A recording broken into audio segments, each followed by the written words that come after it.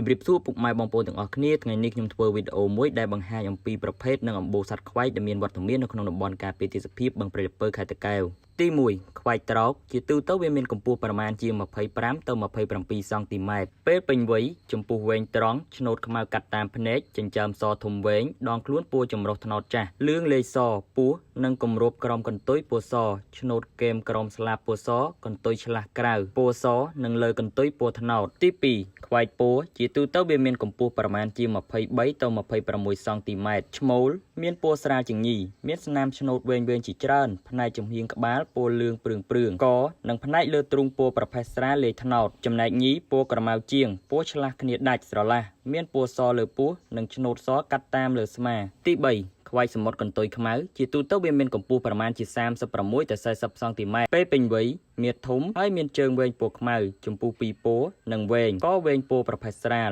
ឆ្នូតស្លាបខាងលើនិងអង្កន់ពណ៌សនៅលើកន្ទុយជាទូទៅពេលហើរមើលឃើញកន្ទុយពណ៌ខ្មៅទី4ខ្វែកឬកាសាតូចបន្ទូលក្បាលខ្មៅមានកម្ពស់ប្រមាណជា58ទៅ65សង់ទីម៉ែត្រពេញវ័យចំពោះក្បាលនិងខ្នងពណ៌ខ្មៅភ្នែកក្រហមនិងទ្រូងពណ៌សស្លាបប្រផេះចាស់ក្នុងចំណោមសត្វស្លាបទាំង4ប្រភេទនេះបើសិនជាបងប្អូនស្គាល់ប្រភេទណាមួយដែលបងប្អូនទាំងអស់គ្នាហៅជាភាសាតាមតំបន់អាចខមមិននៅខាងក្រោមវីដេអូបានហើយរាល់ការផ្សព្វផ្សាយរបស់ខ្ញុំគឺខ្ញុំយោងតាមឯកសារសៀវភៅសត្វស្លាបនៅកម្ពុជាសូមអរគុណពុកម៉ែបងប្អូនទាំងអស់គ្នាសម្រាប់ការតាមដានទស្សនា